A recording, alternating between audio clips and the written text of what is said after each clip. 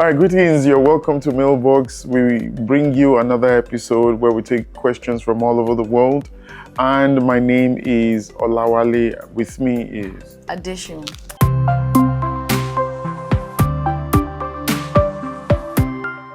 the first question for today, or the first response we're giving to this question for today, is a man from Japan. His name is Hiroshi Tanaka. It says, after 15 years, we've stopped talking about anything except the kids and the bills. How do we find us again? So, Tanaka, eventually in marriage, you get to that point, and that's the truth, and that's why most times when we counsel couples or when we talk to people in relationship, we cannot underestimate the power of constant communication and friendship. Try as much as possible to ensure that there are times that you just want to talk about other things. When you are used to talking about other things, it will be easy for you to dive into talking into other things, because sometimes in relationship, everything just become transactional and it looks off kind of, But if you guys engage in other activities, and if you ask me, other activities will include maybe lifestyle, it will include how you unwind, Other activity will be traveling and the likes. Other activity will be general gist, Have a partner that is just beyond procreating and running bills. It will be easier. So when they say marry your friend, it's not so much of in that essence of love. It's in the compound of gist, activities that you'll be engaging, church activities, corporate conversation, political issues, fitness, lifestyle, food. Make sure that you're with somebody that you can discuss virtually everything. That way it makes it easy, And don't always wait till when there's a bill to settle or when there's a score to settle, Always ensure that that engagement is kind of constant. That way it makes it easier and you enjoy it more. Right. Because you can't really pretty much control narrative of things that happen in marriage. So pretty much, I think that'll be it. All right, Hiroshi, my contribution is this. So marriage actually, from what you have said, it's obvious that you had a good relationship. That's prior to this lull, so to speak. So what we find out is that every 7 years, there's a change and an evolution. Is it 7 or 5? It usually says it's 5, 0 to 5, 0 to 5, 5 to 10. But sometimes 10. you can push the bounds to 7, 14. Actually, that's what the psychologists say. That every 7 years, that you find a change and a pattern. And so psychologists' conversation always have a review, because at the advent of digital space, right, it has reduced it. Correct. Right. So, but whatever the situation is, right, is the fact that you can tap into what's actually made your relationship, work, why you got married in the first place. There are some people who rather say, I'm done with this, but the fact that you guys are still together means that there's a chance for your relationship to actually get blended again.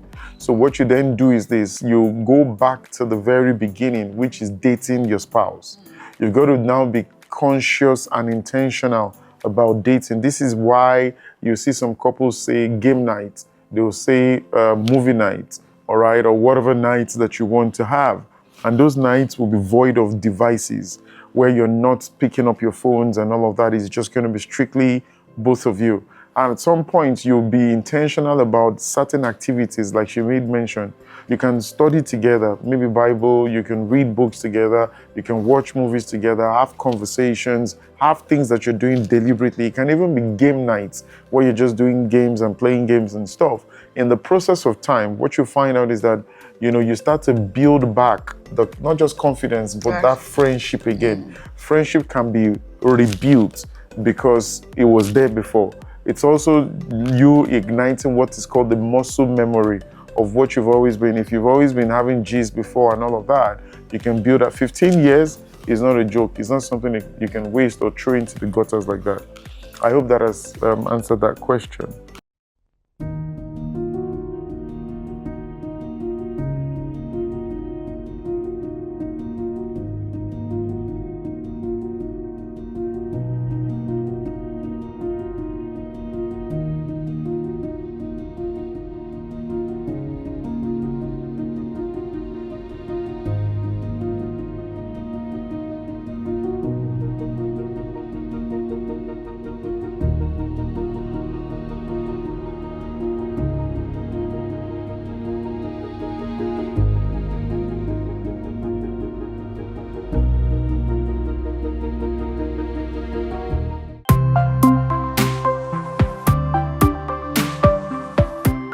And taking us to the next question for today, and it's a question from someone from United Kingdom, Sarah Jenkins. She says, my best friend has started hanging out with a crowd that is bad influence. Do I walk away or try to save them? So she said her best friend started hanging out with the crowd that is bad influence. Do I walk away or just save them? You pretty much can't save anybody. And the truth about the matter is, we keep wanting to be controlling the narrative of the kind or type of friendship that people have with us. Everybody will really figure out where they belong at the end of the day. 20 friends, I will still repeat it. Some people will say, oh, the word 20 friends can be friends for 20 years is not, it is correct. So out of every 10, maybe you find one. However, if your friend decides to change, you can't begin to tell an adult what is good or what is bad. You find your community, you know. Just look for people that you can align in terms of value system, in terms of beliefs, you know, in terms of even activity. Because once you start trying to save somebody from those kind of gathering or those kind of people, at the end of the day, you would be faking whatever lifestyle you're living, and then you'll be forcing them onto what is not organic, what they do not want to do. Everybody's an adult. So you can settle it in the place of prayer, you know, by praying for your friend. Then again, you should live an exemplary life. So because sometimes what we say is bad influence, maybe you are even the one that is, you understand? Correct. So you must get it right. Let everybody live their life, but you live an exemplary life. And always remember them. So your intercessory prayer, if you feel that it's quite important for you to remember that friend, and you think that friend means a lot to you, you know, friendship sometimes is not about commuting. You can be somebody's friend from distance. Be praying for them. Remember them when you know there are opportunities, when there are things to do. Call on your friend. If you know that everything is not the same, let them be. If they say they don't want to be part of the movement, allow them. Don't just force people in living your own life or living your kind of lifestyle. So pretty much, I think that's what I would advise you. I honestly think that she's actually said the bulk of the conversation. Essentially just follow through. In fact, as a matter of fact, just continue to pray for this person. If this person is your friend, all you hold that person right now is your prayer, your commitment to resolution. Not that you can't save anyone. Thank you so much for that.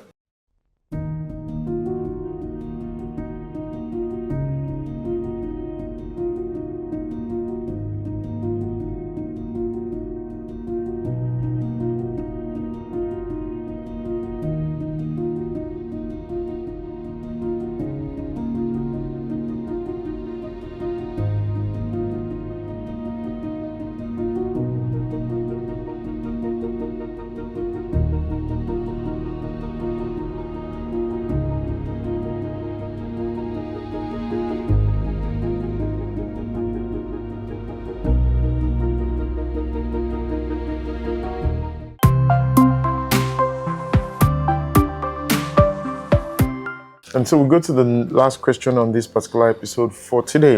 It says, my toddler has intense tantrums. Am I failing as a mother? And that's from Amara Okafo from Nigeria. I think I hear this pretty much almost all the time. So when a child throws tantrum, it's not bad parenting. So there's a part of that child that is not yet developed. So according to research, so there are some features in a child when growing up, especially toddlers, that as parents we've not been able to tap into. So when you see a child throwing tantrum at that level or resenting, there's still something that is supposed to be developing that is not yet fully developed. However, the call for you as a parent is to exercise patience. So it's how you react to that tantrum throwing that would determine, you know, how the child would continuously act that way. So understand that. So if you start putting your pressure on yourself, that is bad parenting. At the end of the day, it will look like bad parenting. So everything, you will just shuffle it to bad parenting. Things that you have to be patient for, that is even God that is trying to teach you a lesson about your own lifestyle, you push it to bad parenting. If it's God that is telling you that you need to pray more for this child, you push it to bad parenting. So I want you to understand the fact that it's not everything that is bad parenting. this particular issue is really not bad parenting. The child is developing. You exercise a bit of patience, and then whatever you want to mirror out in that child, start acting that way. So when you communicate to a child and you communicate with clarity, and you come across like somebody that know what they are doing and they are consistent about it. Don't do this, stop it, don't do, over time the child tends to pick it up. But when the child starts throwing tantrum and the only thing you can do is to beat up the child, pull up the child, everything is pretty much chaotic. So you can't use chaos to handle chaos. So you must exercise some level of patience and understand that this child is growing, and begin to help the child develop and grow. And pray for the child as well. Right. So there are a couple of cognitive things that you do for a child. This is why the scripture mentioned that train up a child in the way that they should go. It says when they grow up, they will not depart from it. The reason why, so training is an essential part of parenting, which means that there are certain things you will do.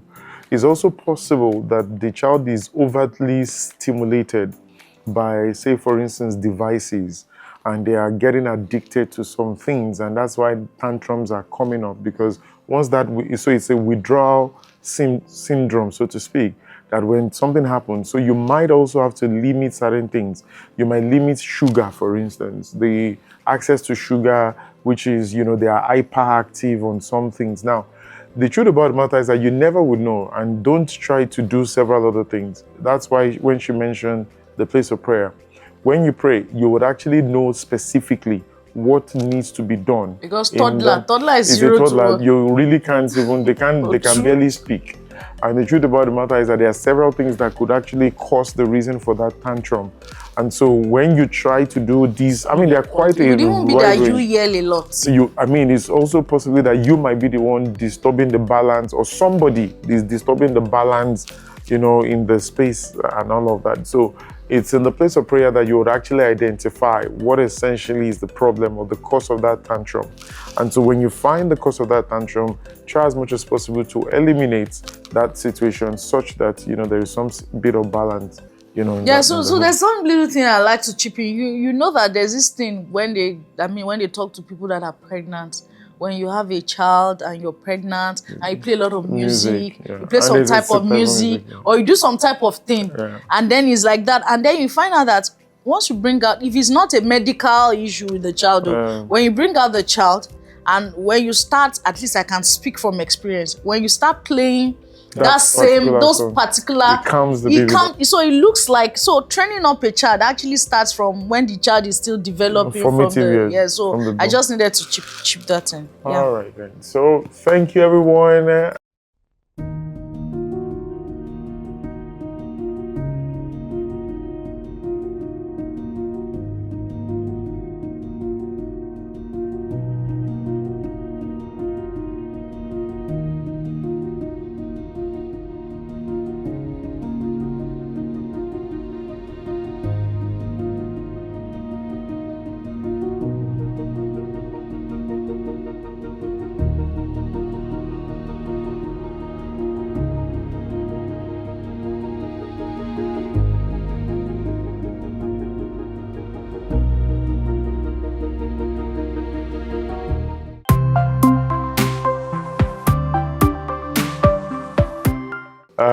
We've come to the end of this particular episode. Until next time, we'll be bringing you questions from all over the world. I remain Olawale, and with me is Addition.